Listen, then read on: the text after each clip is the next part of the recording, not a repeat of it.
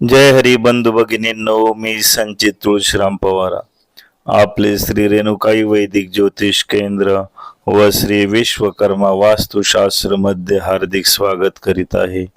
बंधू भगिनींनो, आज मी आपणासाठी घेऊन आलो आहे नवीन व्रत कथा पुत्रदा एकादशी। पुत्रदा एकादशी ही वर्षातून दोनदा येणारी एकादशी आहे।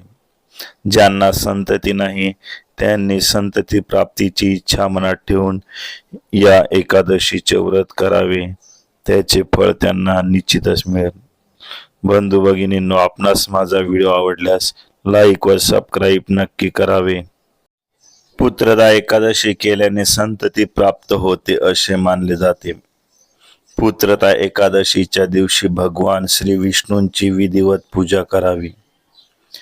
पुत्रदा एकादशी वर्षातून 2 वेळा येते, त्यातील पहिली पौष महिन्यात आणि दुसरी श्रावण महिन्यात येते। पुत्रदा एकादशीचे नियम।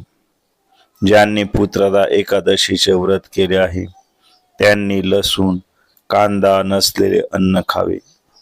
दशमी पासून द्वादशी पर्यंत भगवान विष्णूंचे ध्यान करावे।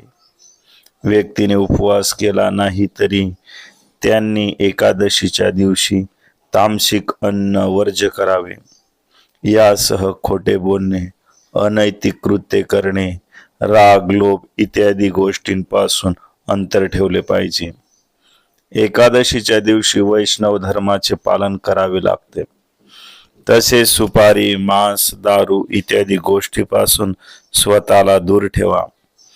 या दिवशी काश्य धातूच्या भांड्यात अन्न खाऊ नका। पुत्रदा एकादशी व्रत कथा। पुराण काळात महिष्मतीपुरी नावाचा एक शांतिप्रिय धर्मप्रिय असा एक राजा होता। मात्र त्याला स्वतःच मूल नव्हतं। मग त्याच्या शुभचिंतकांनी लोमेश ऋषीला याचे कारण विचारले असता त्यांनी सांगितले की मागच्या जन्मी महिष्मतीपुरी राजा हा एक अत्याचारी निर्दयी असा राजा होता। मागच्या जन्मी याच एकादशीच्या दिवशी तहानलेला हा राजा पाणी पिण्यासाठी एक जलाशयाजवळ पोहोचला। तेव्हा तिथे नुकतीच बाळंतीण झालेली गाय पाणी पिण्यासाठी आली होती। मात्र राजाने तिला तेथून हाकलले।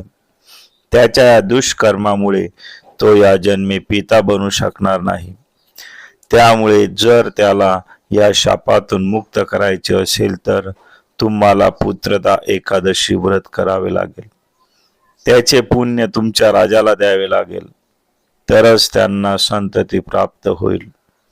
या ऋषी मुनींच्या सांगण्यानुसार प्रजासह राजाने सुद्धा हे व्रत केले। त्यानंतर काही काळाने राणीने एक गोंडस बाळाला जन्म दिला। तेव्हापासून श्रावण शुक्ल एकादशीला पुत्रदा एकादशी व्रत केले जाते। बंधू भगिनींनो, आपणास माझा व्हिडिओ आवडला असल्यास लाईक व सबस्क्राईब करायला मुळीच विसरू नका। कुंडली मार्गदर्शन, वास्तु मार्गदर्शन, वधूवर गुणमिलन याच्यासाठी 75 88 57 90 20 या क्रमांकावर संपर्क करू शकता।